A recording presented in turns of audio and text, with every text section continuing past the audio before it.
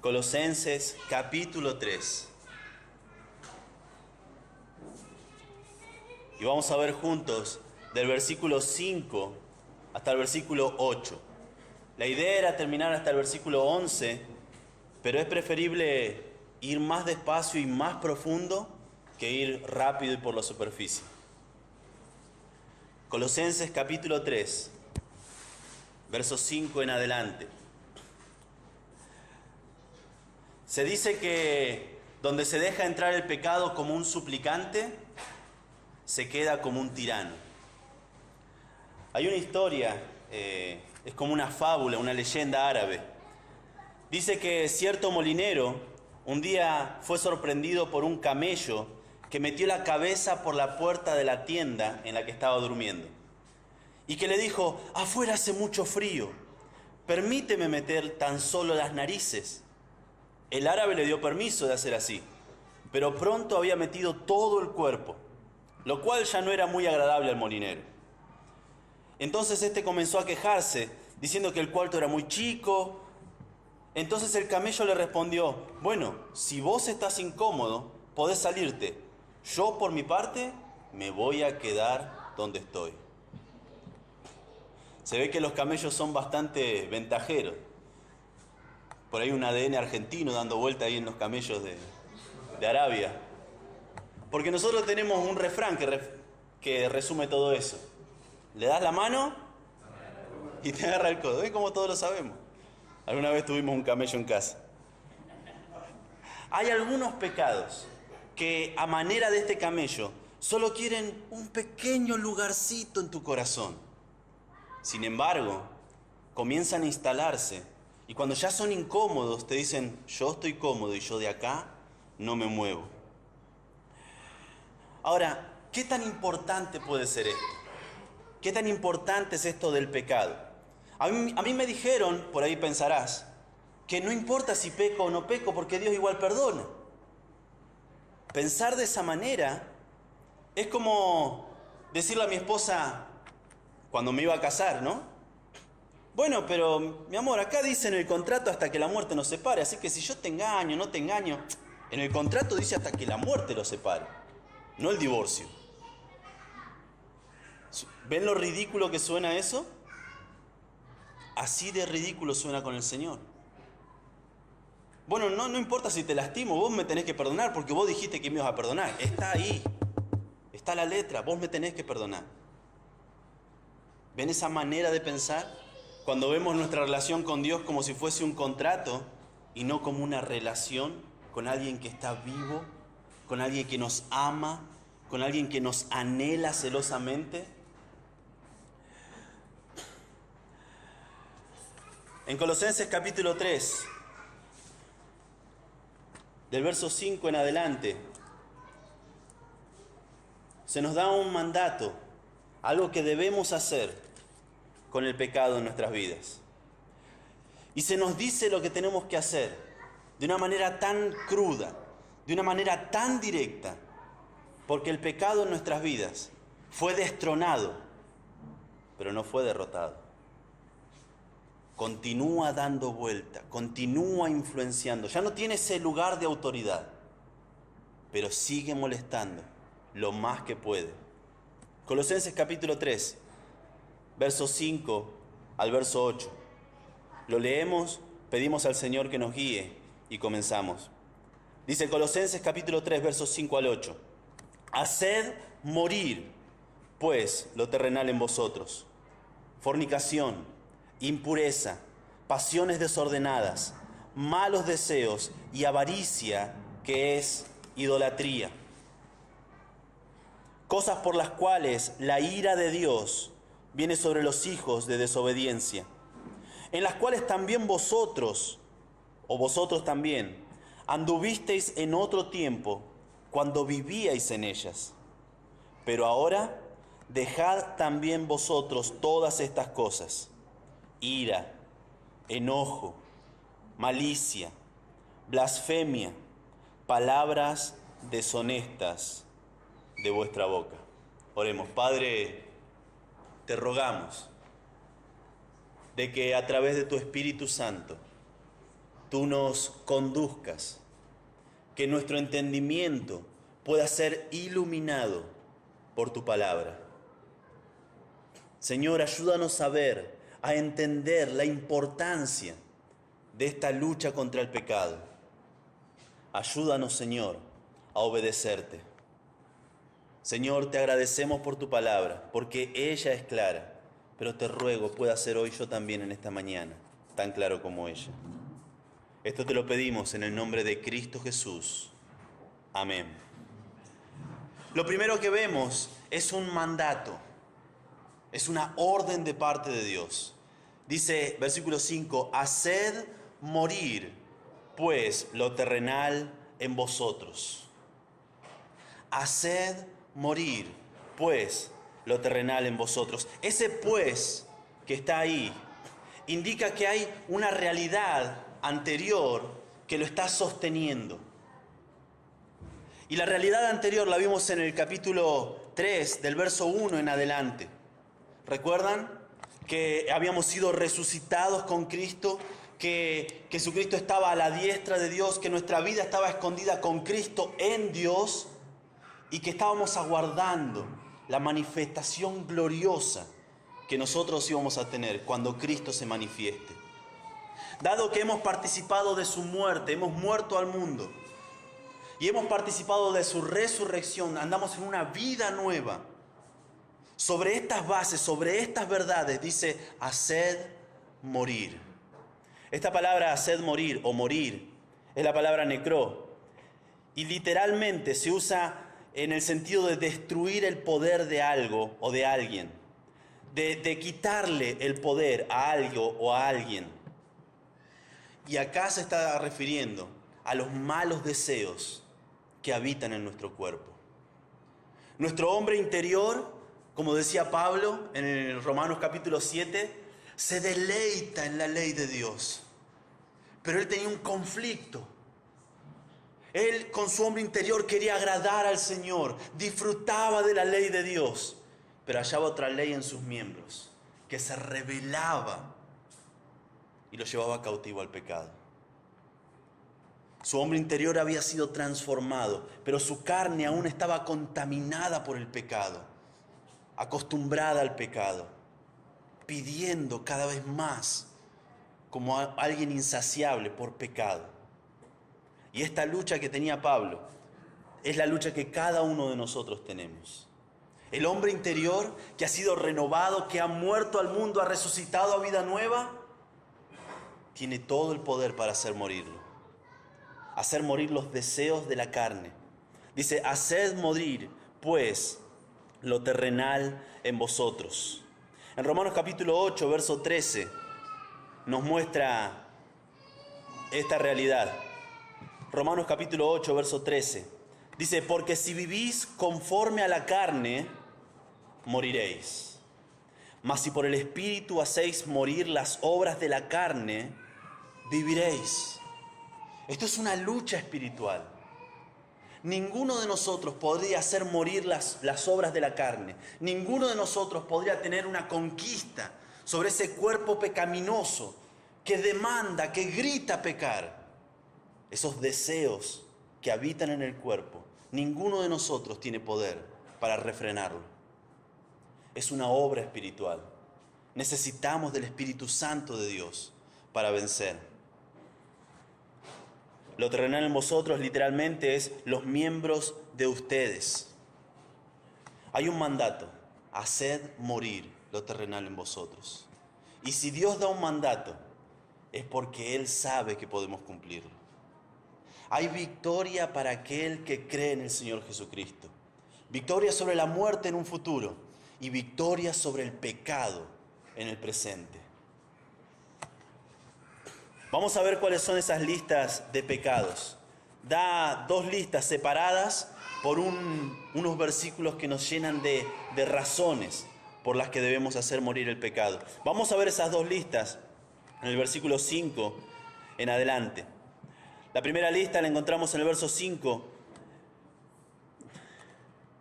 que dice, haced morir pues lo terrenal en vosotros, fornicación, impureza, pasiones desordenadas, malos deseos, y avaricia, y aclara que es idolatría. Estos pecados son los pecados del amor pervertido. Son pecados que luchan dentro del cuerpo del creyente por querer reinar, por querer satisfacerse. Y estos son pecados que vamos a llamar pecados personales. Pecados que giran en la esfera de lo privado, de lo personal. Comienza con los actos y termina con las motivaciones. Comienza con las acciones del pecado del amor pervertido y termina con las motivaciones del pecado del amor pervertido. Fíjense en cada una de ellas, vamos rápidamente por ellas. La primera es fornicación. Esta palabra, este pecado del amor pervertido que necesitamos hacer morir, que necesitamos quitarle el control de nuestras vidas, es la palabra griega porneía. Es de donde tomamos la palabra pornografía. Literalmente son esas dos palabras. Porno, que viene de cómo se utilizaba a la prostitución. La prostituta era la porné. Y grafía, que es escritura. Entonces, esto de la porneía estaba relacionado con todo lo que sean pecados sexuales. Todo lo que tenga que ver con pecados sexuales se agolpaba en esa palabra. Y por ende la pornografía es todo lo que es escrito, o también pueden ser imágenes, que nos conducen y nos llevan a los pecados sexuales. De ahí viene esa palabra. El concepto bíblico acerca de esto lo encontramos en 1 Tesalonicenses capítulo 4, verso 3 al 5. Vayan ahí por favor conmigo. 1 Tesalonicenses capítulo 4, versos 3 al 5. ¿Cómo puedo hacer morir este pecado en mi vida? 1 Tesalonicenses capítulo 4, versos 3 al 5. Dice, pues la voluntad de Dios es vuestra santificación, que os apartéis de fornicación, que cada uno de vosotros sepa tener su propia esposa en santidad y honor. Que cada uno de vosotros sepa amar a su propia esposa en santidad y honor. Es más, algunas versiones que dicen, cada uno de vosotros sepa tener su propio vaso, su propio cuerpo, su propio ser en santidad y honor. Y no se contradicen. Cuando un hombre se une a una mujer en matrimonio, ya no son dos, sino que son una sola carne. Tu esposa es suficiente. Tu esposo es suficiente. No hay necesidad de buscar nada fuera de lo que Dios ha establecido para tu vida. No hay necesidad.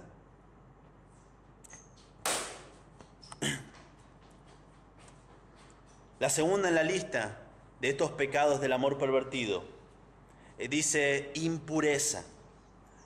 La palabra impureza es la palabra akatsarsia, es impureza. Es medio raro de pronunciar, pero la pronuncio porque está asociado con la palabra catarsis. ¿La conocen? ¿La han escuchado? Que tiene la idea de limpieza, pero al tener el sufijo de a, está dando como que es en contra, es lo contrario. Es contrario y por eso es la impureza que abarca los malos pensamientos y las malas intenciones. Entonces tenemos fornicación, ese acto depravado. Luego tenemos la impureza. Y la impureza precede a la fornicación. Nadie se levanta una mañana después de haber orado y leído su Biblia y dice, hoy está para fornicar, ¿eh? Nadie. A nadie se le cruza eso por la cabeza. Nadie termina de decir, en el nombre de Jesús, amén. Qué hermoso devocional. ¿Cómo puedo pecar hoy? Nadie. Lo que lo precede es esta impureza, esta falta de limpieza. este deseo malo, estos pensamientos malos, estas intenciones malas. Y la solución bíblica a esto la encontramos también en 1 Tesalonicenses y también en el capítulo 4, pero esta vez en el verso 7. Utiliza la misma palabra. 1 Tesalonicenses capítulo 4, verso 7.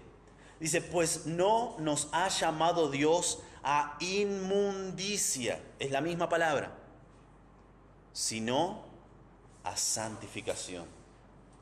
El llamado de Dios para nuestras vidas es tener una mente transformada, es tener una mente limpia, es tener una mente que se renueva. La tercera palabra dice pasiones desordenadas y malos deseos. Esa palabra de pasiones desordenadas y malos deseos se refiere a la pasión sexual y son el aspecto físico, por un lado, las pasiones desordenadas, y el aspecto mental del mismo vicio, los malos deseos. Esa palabra que se traduce concupiscencia es la misma, estos malos deseos. El concepto bíblico que refrena este pecado lo encontramos en 1 Tesalonicenses capítulo 4 y en el verso 5. Dice, no en pasión de concupiscencia, hablando de cómo deberían tener a sus esposas con santidad y honor, no en pasión de concupiscencia, estas pasiones desordenadas, como los gentiles que no conocen a Dios. Entonces tenemos el acto sexual propiamente dicho, tenemos esa mala intención que precede a ese acto sexual, y tenemos estas pasiones desordenadas, estos deseos perversos que están inundándonos, que están llamándonos, y no solamente vienen de dentro. Cuando uno prende la televisión, parece que nos bombardea constantemente. ¿Escucharon la frase, tu cuerpo te lo pide?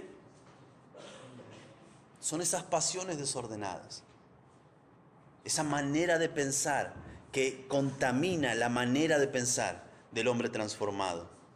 Y por último, estamos hablando de el amor pervertido, los pecados del amor pervertido. Y aparece avaricia.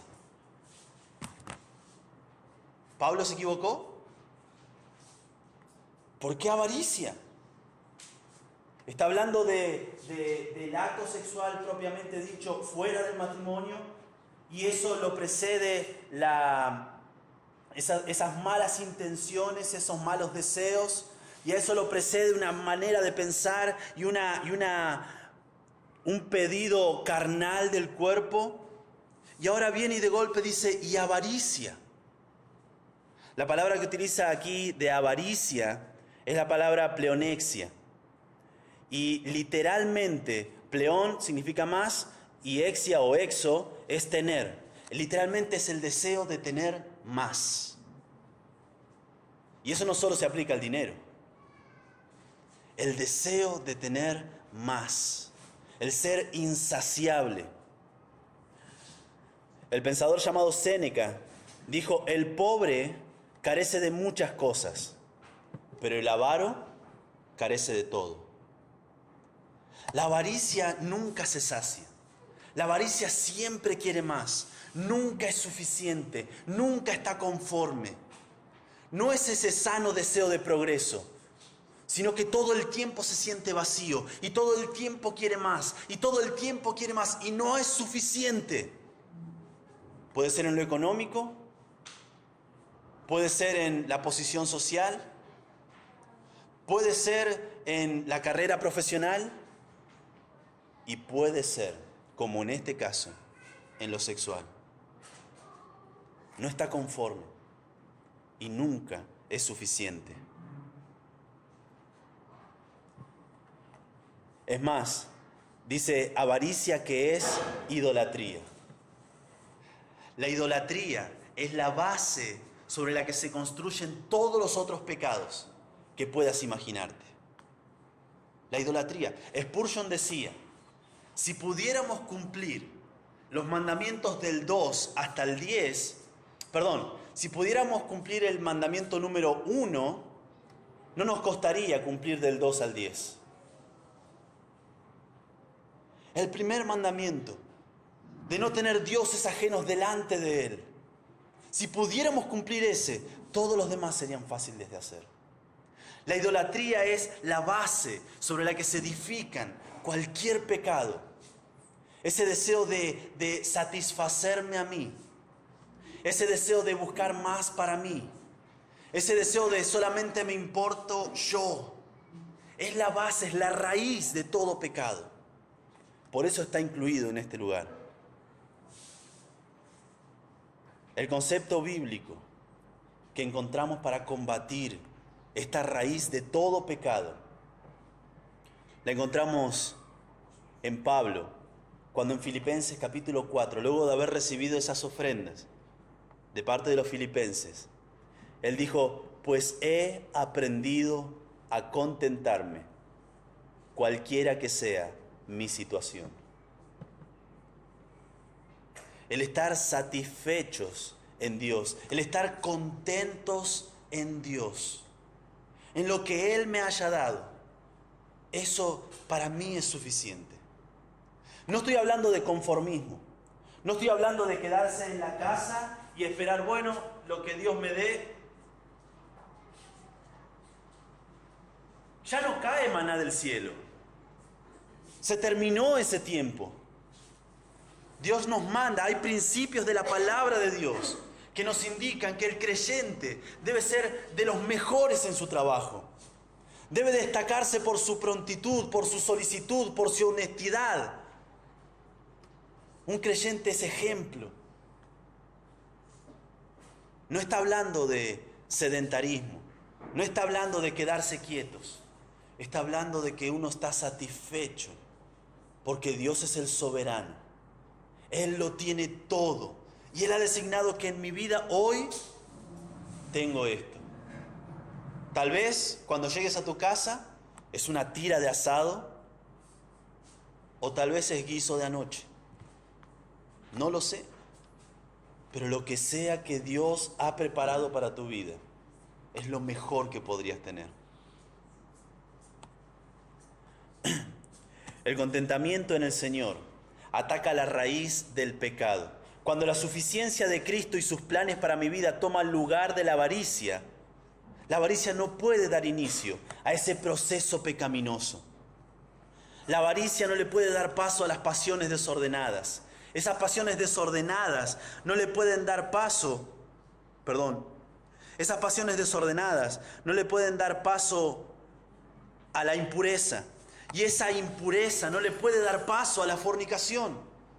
No termina siendo un pecado, porque el contentamiento en el Señor ha ocupado su lugar. Mi esposa, mi esposo, es suficiente. Mis hijos, los que me has dado, son suficientes. La casa que tú me has dado es suficiente. El auto que tú me has dado es suficiente. No necesito más para estar feliz en el Señor. Si Él quiere dar más, gloria a Dios. Pero no necesito más. La avaricia no ocupa el trono de mi corazón. Así hacemos morir los pecados del amor pervertido en nuestras vidas. Hay una ilustración que me gustó. Dice así: pregunté a un estudiante qué era lo que más deseaba tener en la vida. Y me contestó: libros, salud y tranquilidad. Hice la misma pregunta a un usurero prestamista y me dijo: dinero, dinero y más dinero. A un pobre que encontré le hice la misma pregunta y sin vacilar me dijo: pan, pan, yo quiero pan.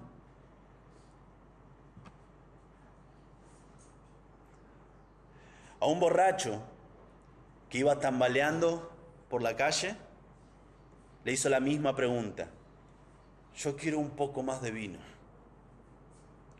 Luego dice que dirigió su vista hacia donde estaba una multitud y le preguntó lo mismo a toda la multitud: ¿qué es lo que ustedes desean? Y respondieron: riqueza, fama y placeres. Un tanto desilusionado, porque no me satisfacía ninguna contestación, pregunté a un anciano que tenía fama de ser muy bueno. ¿Qué era lo que más ambicionaba en la vida? Y este me contestó, con calma y con dulzura. Primeramente, hijo, deseo encontrar a Cristo. En segundo lugar, parecerme a Cristo. Y en tercer lugar, ser como Cristo. Ese era el deseo de su vida. Ese era el anhelo de su corazón. Y la eterna lucha del creyente es a quién quiere complacer, a quién quiere parecerse, qué es lo que busca con todo su corazón. Solo quien desea a Cristo está satisfecho con Cristo. Solo quien desea a Cristo está satisfecho con la esperanza de que Él va a volver por su iglesia. Solo quien desea a Cristo puede vencer el pecado que se origina en el corazón. Que obliguemos a nuestros ojos, que obliguemos a nuestro corazón a poner los ojos en el Señor Jesucristo. La segunda categoría de pecado la vemos del verso 8 en adelante. Dice, pero ahora dejad también vosotros todas estas cosas: ira, enojo, malicia, blasfemia, palabras deshonestas de vuestra boca. Ahora lo hace al revés el apóstol Pablo. Comienza con las motivaciones internas y termina con los hechos o los actos externos. Estos son pecados sociales, pecados que necesita de otra persona para pecar. Dice, pero ahora dejad, verso 8. Esa palabra dejad significa poner afuera. Es comúnmente utilizada el hecho de quitarse la ropa. ¿Vieron cuando llega el final del día? Todos nos bañamos, ¿no? Al final del día. Amén. Si sos adolescente, tu mamá quiere que te bañes. Pero todos no vamos a la cama con la ropa que tenemos durante todo el día. Nos quitamos esa ropa. Y es esta palabra de dejar, de quitarse, de desvestirse. Dice, también vosotros todas estas cosas, y da la lista. Número 1, la ira.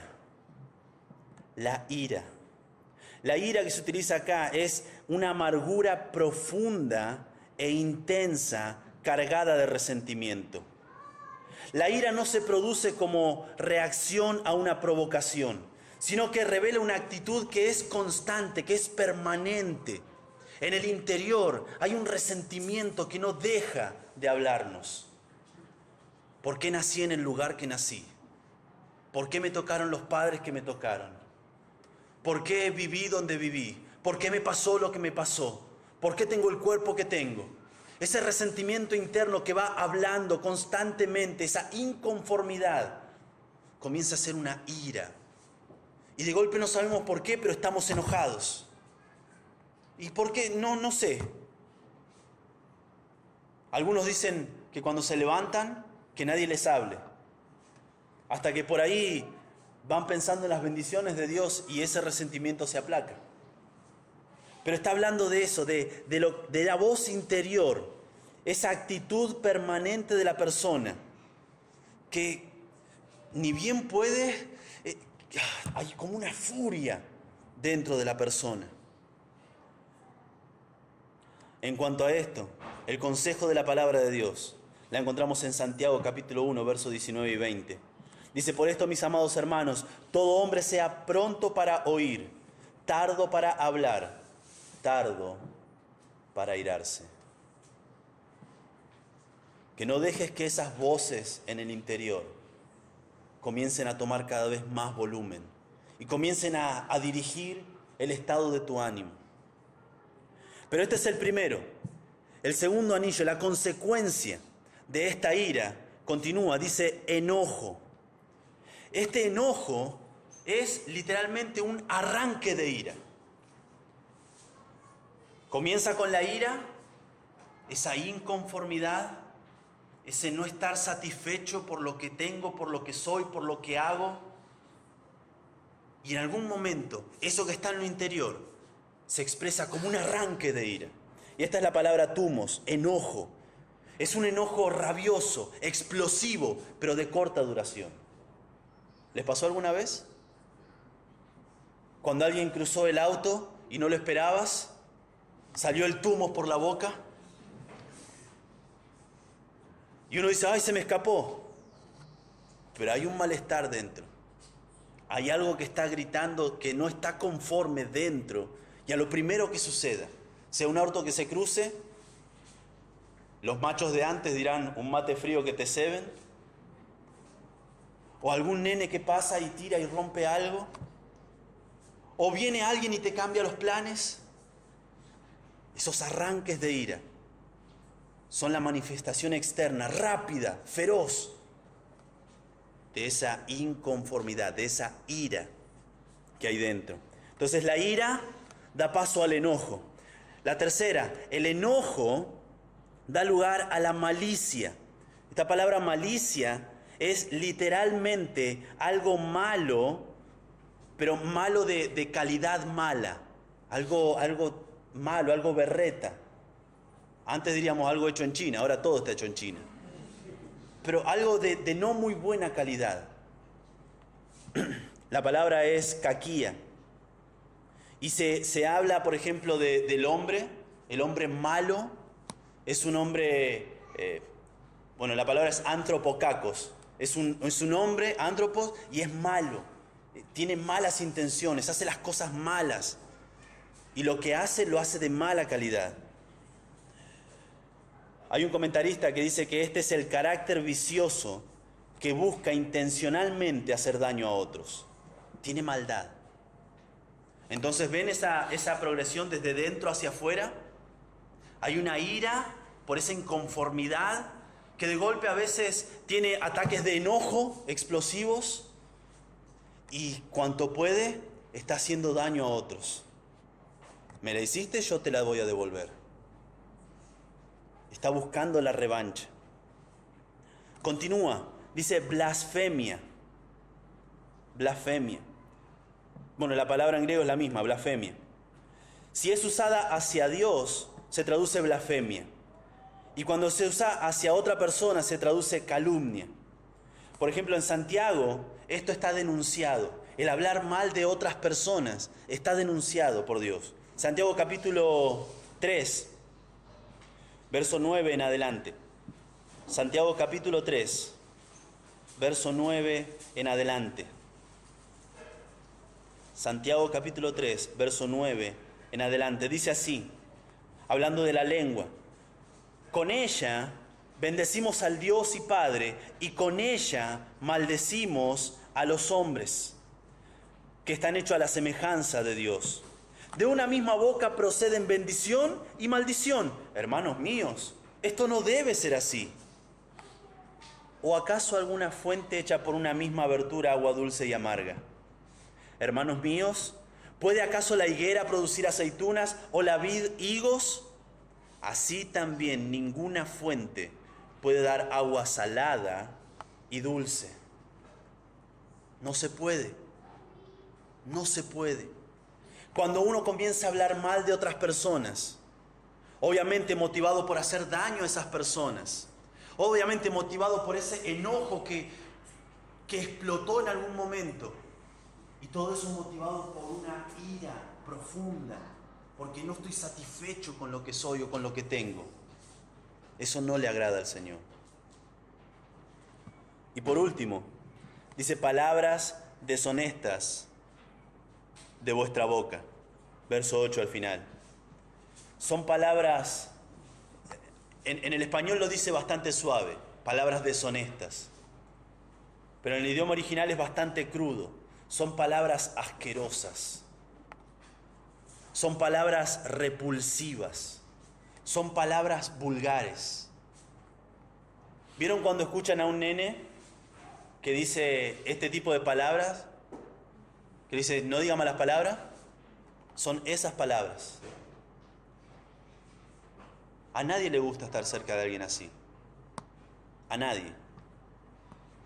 A nadie le gusta que su hijo diga esas palabras.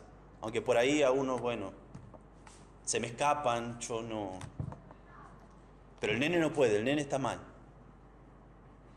Son esas palabras que vienen porque estoy haciéndole daño, hablando mal de otras personas. Y eso viene porque hay una maldad, estoy queriéndole lastimar. Y eso viene porque estoy enojado, porque esto me hizo explotar. Y eso viene porque en mi corazón no estoy satisfecho. Estoy con ira. En Efesios capítulo 5, verso 4, dice que ni siquiera palabras deshonestas, ni necedades, ni truhanerías que no convienen debemos hablar, sino antes bien acciones de gracias.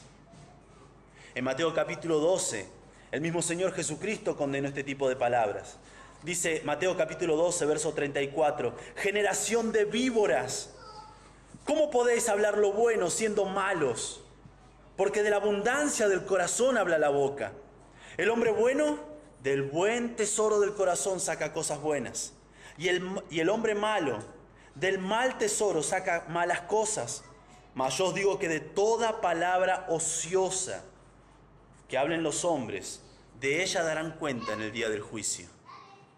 Estas palabras deshonestas, estas malas palabras, son el resultado de la ira que explota en enojo y produce malas conversaciones que maltratan a otros. Incluso llegan a malas palabras. Y uno dice, bueno, pero se me escapó. ¿Alguna vez tuvieron un bebé en brazos? ¿Sí? Los que son más grandes dicen, los míos, los de mis hijos.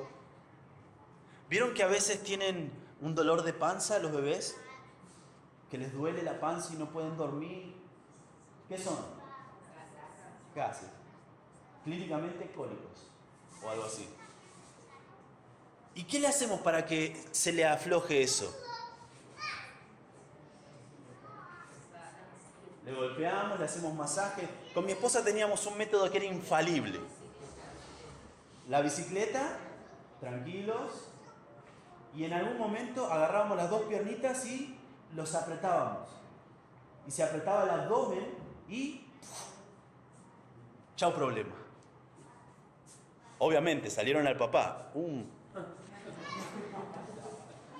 Prendíamos los ventiladores, tractores. Hasta el día de hoy siguen siendo igual al papá. ¿Pero por qué salió? Porque estaba adentro. Es lógico, ¿no? Y cuando yo digo una grosería, cuando se me sale una mala palabra, digo, uy, se me escapó. ¿Por qué se escapó?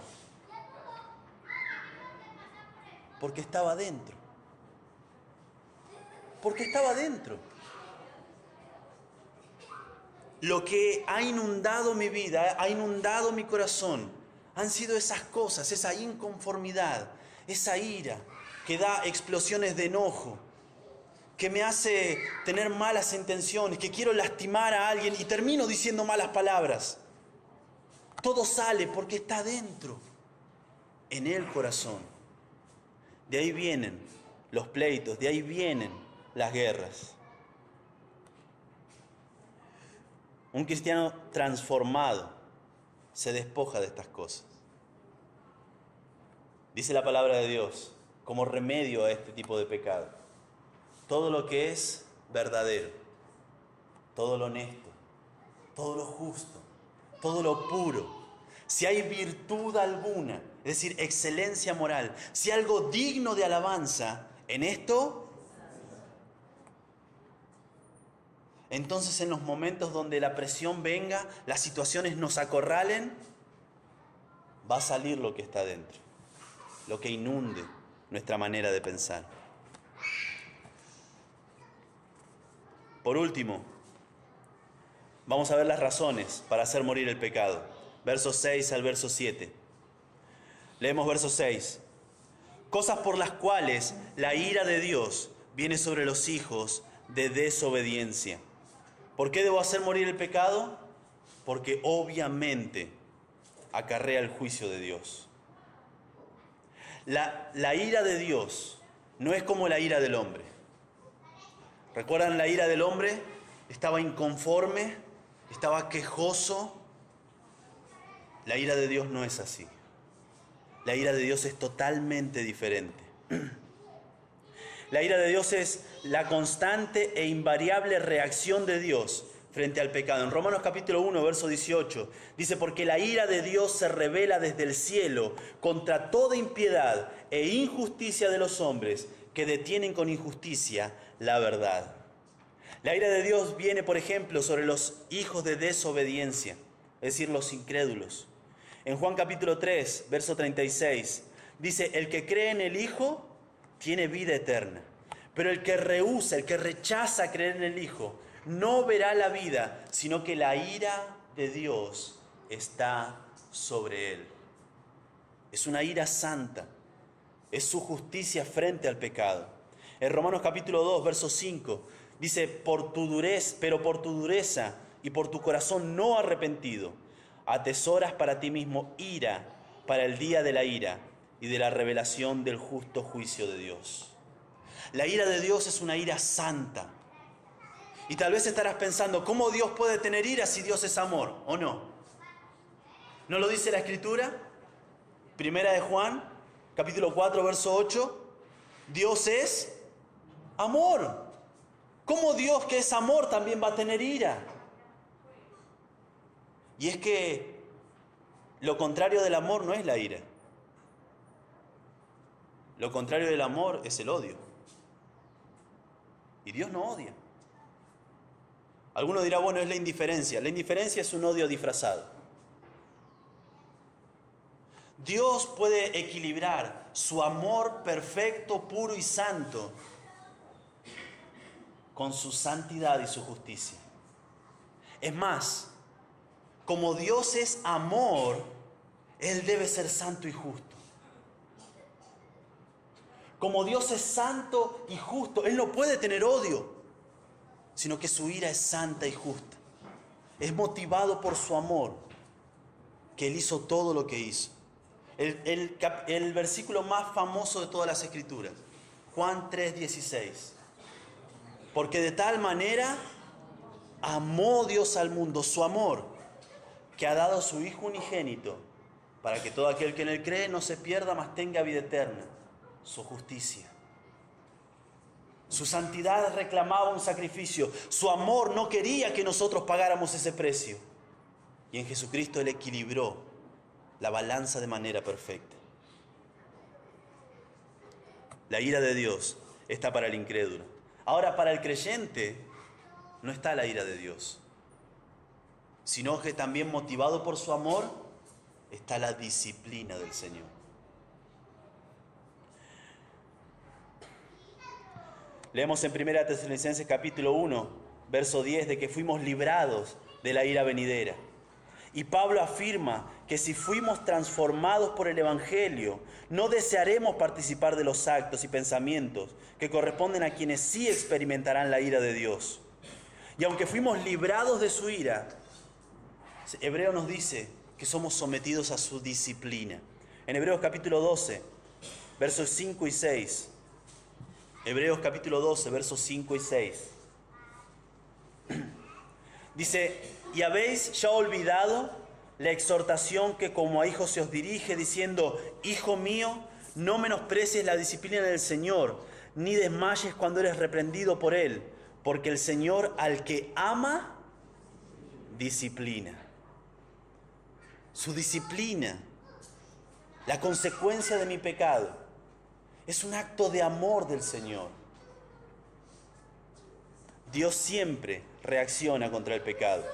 El no creyente sufrirá su ira y el cristiano experimentará su amorosa disciplina. De todas formas, el que practica el pecado sufrirá las consecuencias. La segunda motivación para abandonar el pecado es que el pecado es parte del pasado del creyente. Verso 7. En las cuales vosotros también anduvisteis en otro tiempo. En otro tiempo. Estas cosas los gobernaban a los colosenses. Los colosenses eran conocidos por hacer estas cosas entre la congregación. Ellos sabían quiénes eran. Sin embargo, dice: esto erais. Vosotros también anduvisteis en otro tiempo, cuando vivíais en ellas. En Efesios capítulo 2, verso 1 al 5, vemos esta realidad. Y también en Primera de Corintios, capítulo 9, versos 9 al 11. Capítulo 6, versos 9 al 11. Vamos a leer de Primera de Corintios. Primera de Corintios, capítulo 6, versos 9 al 11.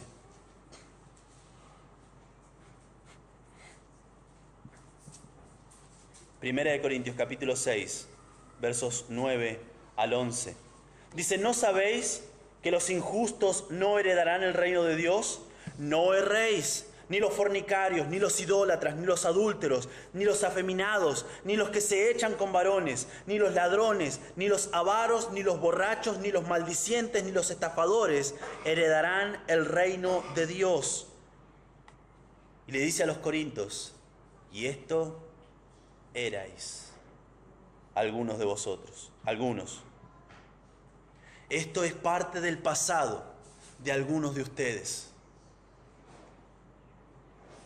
Mas ya habéis sido lavados, ya habéis sido santificados, ya habéis sido justificados en el nombre del Señor Jesús y por el Espíritu de nuestro Dios. En el momento de la conversión, en el momento que reconocemos nuestro pecado delante de Dios, todo esto forma parte del pasado. Si alguno está en Cristo, las cosas viejas pasaron y son hechas nuevas. Soy hecho una nueva criatura, una nueva creación. Y todo pertenece a Dios. Esto es un fragmento de un discurso de Spurgeon. Hablando sobre este tema, dijo: cristiano, ¿qué tienes que ver tú con el pecado? ¿No te ha costado ya demasiado? Habiéndote quemado ya, ¿jugarás ahora con el fuego? ¿Qué? Si ya has estado entre las garras del león, ¿acaso de nuevo caerás en su foso? ¿Acaso no has recibido lo suficiente de la serpiente antigua? ¿No fue ella la que inoculó veneno en tus venas y ahora vas a jugar alrededor de su nido y poner tu mano otra vez en la cueva? Oh, no seas tan perverso, no seas tan loco. ¿Alguna vez el pecado te procuró verdadero placer? ¿Alguna vez el pecado te permitió encontrar satisfacción duradera? Si así fue, volvé entonces a tu antigua rutina y poné de nuevo las cadenas, si eso te complace. Pero por cuanto el pecado jamás te concedió lo que prometió darte, sino que te ilusionó con mentiras, no te dejes atrapar una vez más por este viejo cazador. Sé libre, deja que la reminiscencia de tu antiguo cautiverio te impida volver de nuevo a la red. ¿Cómo es posible que los que alguna vez gustaron del don celestial ahora vuelvan al pecado? ¿Cómo es posible, se pregunta Pablo, que una nueva criatura pueda actuar como si fuese vieja?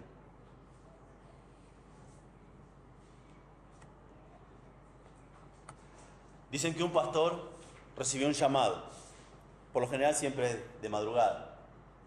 Dice: pastor, no sabe lo que me pasa. ¿Qué le pasa, hermana? Mi esposo me fue infiel. ¿Cómo puede ser?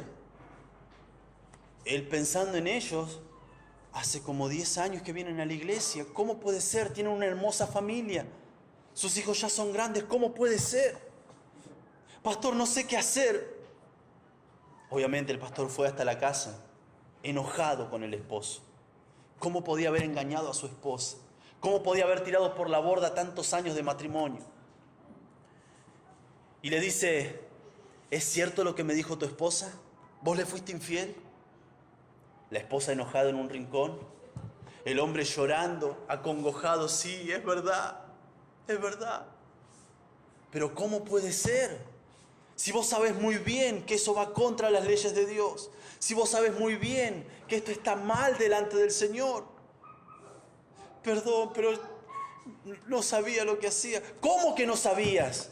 ¿10 años de creyente no sabías? El pastor estaba realmente enojado. La esposa lo miraba con enojo también. Y el hombre solo podía llorar y llorar y llorar.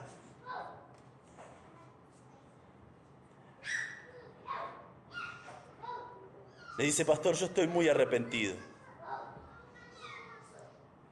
Vos tenés que estar arrepentido, es obvio. Lo sé, decía el marido acongojado, pero yo se lo confesé a mi esposa al instante. Ni bien sucedió, no pude soportarlo y se lo confesé. Bueno, ahora hay que volver a ganar su confianza. Ella está dolida, ella está choqueada. Ella no esperaba esta noticia. Pero pastor, ¿cómo que no esperaba esta noticia? No, no la esperaba. Pero pastor, yo le fui infiel a mi esposa. Pero fue hace 15 años. Ella todavía no me perdona. Ni yo me perdono. Ese matrimonio había estado viviendo 15 años recordando el pasado, viviendo el pecado pasado. 15 años siendo presos del pecado en el pasado. Cuando Dios nos da libertad del pecado, no solamente es libertad del pecado para no pecar, no solamente es libertad del pecado para poder rechazarlo y acercarnos al Señor, también nos da libertad del pecado, que ha pasado por nuestras vidas. Dios nos da libertad. Abandonamos el pecado porque tiene consecuencias negativas y dolorosas siempre. Y abandonamos el pecado porque es parte del pasado del creyente. Ya no tiene poder sobre el Hijo de Dios. Entonces te animo, te desafío a que puedas hacer morir, que le quites el poder al pecado en tu vida. Ya sea que sea de la primera lista, de los pecados personales que nadie conoce, pecados privados, o ya sea de la segunda lista, estos pecados sociales. Todos brotan de una misma raíz, de no estar suficientemente satisfecho en el Señor. Dice el verso 11, donde no hay griego ni judío, circuncisión ni incircuncisión, bárbaro ni escita, siervo ni libre, no hay clases sociales, nada de eso. No hay divisiones entre ustedes, sino que Cristo es el todo y en todos. Esa es la solución para el pecado en nuestras vidas. Esa es la sentencia de muerte para el pecado en nuestras vidas. Estar satisfechos en el Señor. Él es el todo. Él es suficiente. Y lo que Él planea para mi vida me satisface. Oramos. Padre, te agradecemos, Señor, por tu palabra. Y te agradecemos, Señor, porque a través de ella podemos conocerte. Podemos descubrir tus planes para nuestra vida. Podemos descubrir, Señor, cómo batallar contra el pecado, cómo tener victoria sobre el pecado, cómo gobernar nuestras pasiones. Padre Santo, que el pasado preso en el pecado no gobierne nuestras decisiones en el presente. Que podamos cumplir con el mandato de hacer morir esas cosas en nuestras vidas. Sean los pecados del amor pervertido, o sean aquellos pecados sociales, esos pecados de odio. Vimos que ambos tienen la misma raíz, y es el no estar satisfechos en ti. Señor, queremos hacerlo porque hay consecuencias en nuestras vidas por el pecado. Si aún no te han conocido como el único y suficiente Salvador, la consecuencia es tu ira sobre sus vidas. La consecuencia de aquel que aún no te conoce, que no te ha reconocido como su única esperanza, es una eternidad en el infierno. porque tu ira santa debe ser satisfecha. En cambio, los que hemos confiado en Jesucristo, Él fue el sacrificio que satisfizo tus demandas santas. Él cargó con nuestro pecado, Él murió nuestra muerte. Y hoy, Señor, cuando el pecado quiere gobernar en nuestras vidas, entendemos de que tu disciplina es motivada por el amor. Padre, ayúdanos a entender que ese pecado es parte del pasado de nuestras vidas. No tiene autoridad, no tiene un trono en el que sentarse, porque en el trono de nuestro corazón, en el trono de un hombre y una mujer con una vida transformada, solamente te sientas tú. Que tú seas suficiente para nosotros. Te lo pedimos en el nombre de Cristo Jesús. Amén.